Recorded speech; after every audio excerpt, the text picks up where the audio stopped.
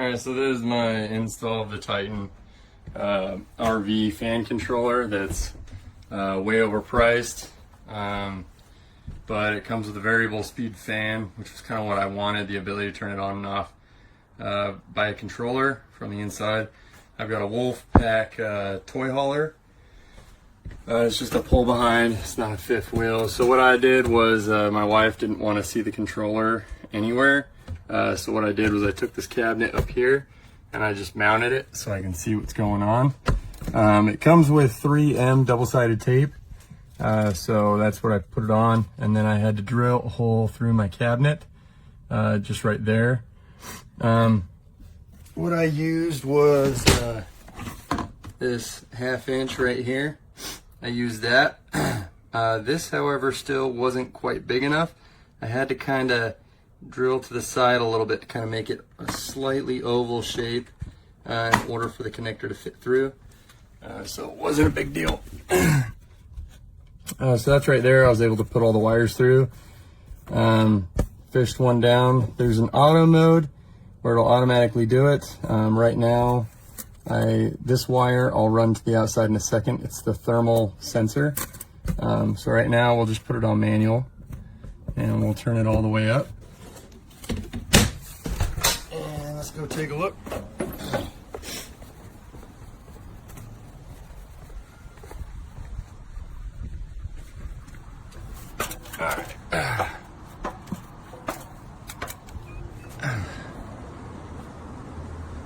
All right, so what I did, let me move this rag out of the way. So this is still hanging and I'm just gonna Gorilla tape it up.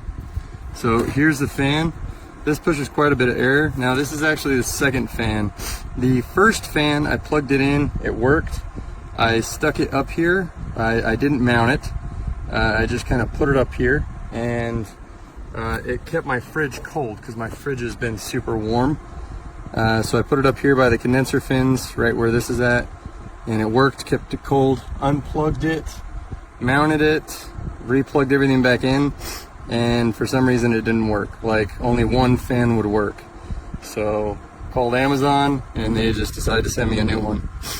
So this one I just plugged in, I didn't even test. Everything's working fine though. Ran the wire down the side there. The other wire I'm gonna tape right where it's at right here. Make sure it doesn't come off. I'll just clean the top of the fridge a little bit. But this is it. Kept my fridge nice and cold. These brackets right here, I got in a pack of 4 at Home Depot. There's a couple bucks, I think, and I found it over in the hinge section where you have like door hinges and doorknobs and or drawer cabinet knobs. So I just kind of grabbed these and they worked. Drilled into the side with the supplied screws right here. This is the screw. And I just watched my siding to make sure nothing came through. And I didn't drill any holes. I literally just went in there with the screwdriver right here.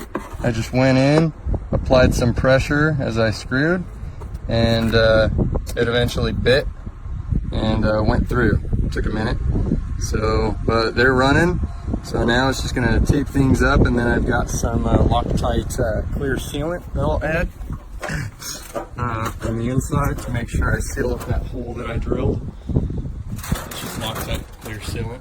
So here, what I did to tap in the wires was, this is the wire coming down right here that I just kind of fished all the way down. So right here, you've got your box, and you've got your ground wire here and your 12 volt. I mean, it tells you ground and 12 volt.